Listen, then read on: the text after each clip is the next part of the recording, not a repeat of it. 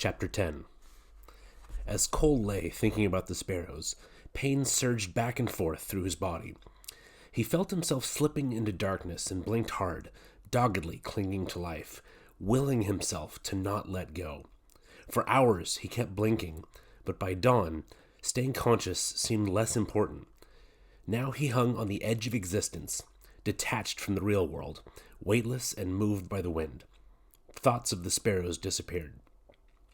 As daylight seeped through thick curtains of haze, a new pain arrived and gradually worsened until it could not be ignored. Pressure had built in his lower gut.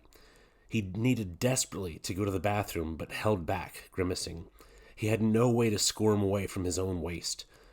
Finally, the pain became so sharp, Cole let out a deep groan.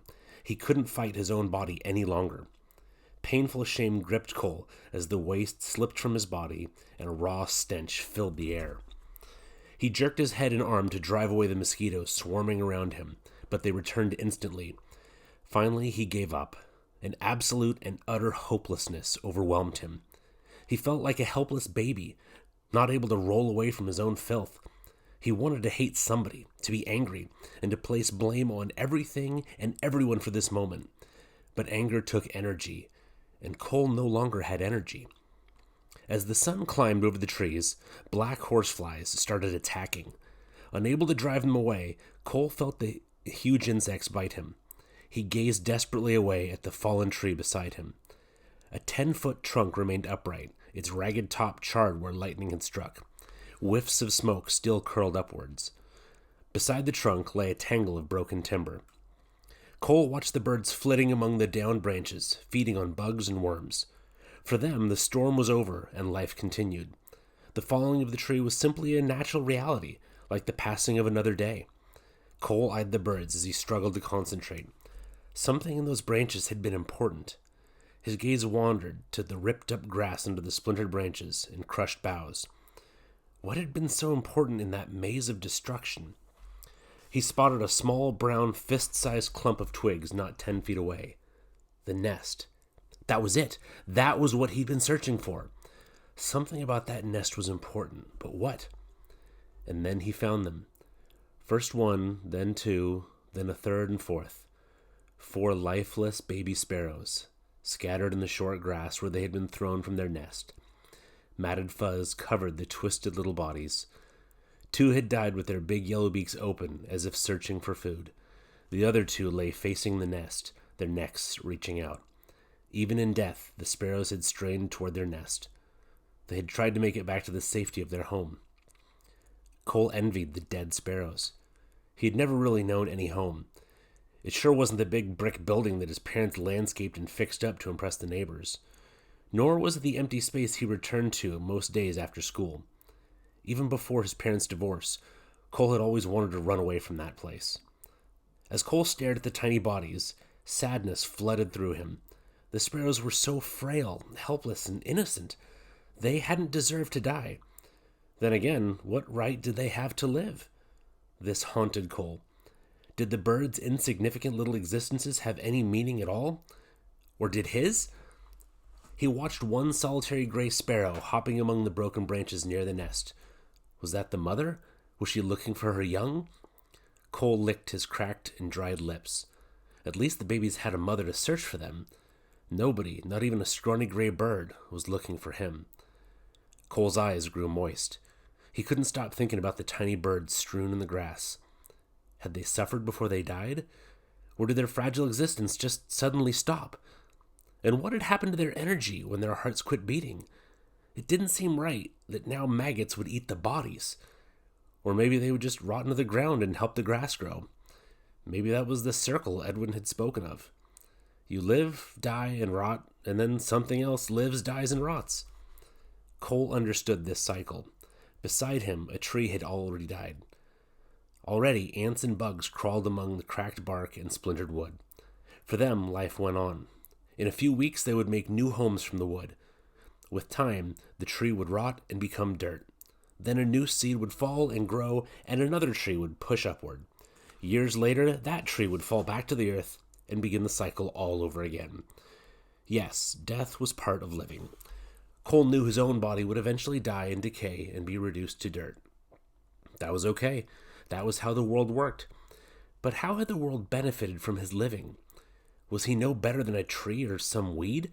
Was his life just fertilizer for the soil? Cole grunted angrily. He didn't want to die yet. Yes, someday that would be part of his circle. Someday he would lie in his own waste and be eaten by maggots, but not now. Suddenly, in that moment, Cole made a simple decision. He wanted to live. In death, there was no control, no anger, no one to blame, no choices, no nothing. To be alive was to have choice. The power to choose was real power, not the fake power of making others afraid. Cole knew he had used that fake power many times. All of his life he had squandered his choices, wallowing in revenge and self-pity, keeping himself down. Now, as he lay near death, those he had hated were safe and warm. Those he had blamed were still alive and well. He had hurt himself most. Life was empty and meaningless unless he found some meaning. Maybe it was a vision, or maybe just a thought. Maybe a hallucination. A simple image entered Cole's mind. A tiny sparrow in a nest, helpless, neck straining upward, mouth gaping open. The sparrow Cole imagined was not angry. The young bird was helpless. It knew nothing of pride or control. It pleaded only for help, wanting nothing more than a worm brought by its mother. A worm was food. Food was energy, and energy was life. The baby begged simply for life. Mosquitoes and horseflies swarmed around Cole's face. He grunted and jerked his head. It didn't matter who was at fault for his dismal life. All that mattered was living. Cole wanted to live and once again make choices. But to live, he needed food, and soon.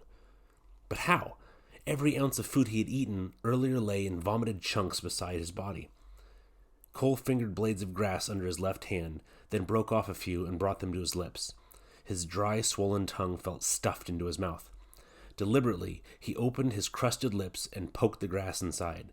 As he worked his jaws to chew, he reached for some more grass. Gradually, the stringy green blades formed a wad in his mouth, and he swallowed. Without water, the clump caught in his throat. Again he tried to swallow, but gagged. The clump was stuck and refused to go down or come back up. Panicking, Cole stifled a cough. He didn't dare cough. Frantically, he gagged harder, twisting his head, straining until he felt blood vessels bulge on his face. He couldn't breathe. The clump was suffocating him. Raising his head, mouth wide open, he convulsed, frantic and desperate to dislodge the grass. His body screamed for air. Then suddenly, explosively, he coughed, ejecting the wad of grass. Violent pain, like the claws of the spirit bear, ripped at his ribs. Cole gasped and clenched his teeth, hugging his side with his left arm while his head swam in a fog. A long, grueling minute passed before that pain eased, and he dared allow a shallow breath to seep past his lips. Sweat beaded his forehead. When he opened his eyes again, he glanced around and found the stringy lump of grass on the ground beside his chest. He stared. What other choice did he have if he wanted to live? Reluctantly, he picked up the wad and returned it to his mouth. This time, he chewed a very long time before swallowing. He exhaled with relief when the grass went down. As Cole reached for more grass, he spotted a worm near his hand and grabbed it instead. The long worm bunched up and squirmed to get free, so he brought it quickly to his mouth and poked it safely past his cracked lips. It coiled against his tongue as he bit it and started chewing. The worm was easier to chew than grass and went down with the first swallow. Cole searched for another. As he searched, the rain began again. He opened his mouth and let the drops tickle his tongue. Maybe the rain would bring out more worms. The second and third worms Cole found were smaller, and he ate them quickly. His teeth crunched on dirt, and there wasn't much flavor, but he chewed as he watched another big worm creep slowly past his hand, just inches beyond his reach. Failing to find more worms, he turned his attention to bugs. The ground teemed with insects, and he began putting ants, beetles, spiders, and even a fuzzy caterpillar into his mouth. With each insect, he closed his eyes and imagined a baby sparrow reaching upward with an open beak. Finally, exhausted, Cole rested. Sometime later, the rain stopped, and a warm sun brought back the thick clouds of mosquitoes and horseflies. They swarmed over Cole's body, as if it were a dead carcass. He tried to shoo them away with an awkward swing of his hand, but they returned before his fingers touched the ground. Dozens blanketed his bloody face, neck, chest, and arms. The only place Cole felt no bites was on his broken right arm. He raised his head to look. His right arm was shaded black with mosquitoes, as thick as hair. Cole could only stare, and finally he closed his eyes. In the darkness, he still felt the sharp bites of the horseflies, and he felt the mosquitoes, dozens and dozens of tiny pins prickling him, sucking at him, leaving their itchy venom behind. If only he had the Atow blanket for protection. He had no idea where the blanket was. How could he have ever tried to burn it? It would have protected him from the cold, the rain, the wind, and the insects. It might have even protected him from himself. Cole lost consciousness again. Hours later, drifting awake, Cole became aware of a tickling sensation on his left arm. He opened his eyes to find a small gray mouse perched on his elbow, working its way toward his wrist. It stopped every step to poke a whiskered nose about. Cole lay motionless as the skittish mouse ventured across his forearm and sniffed at his wrist, then inched onto his upturned palm. Cole held his breath. He would only have one chance.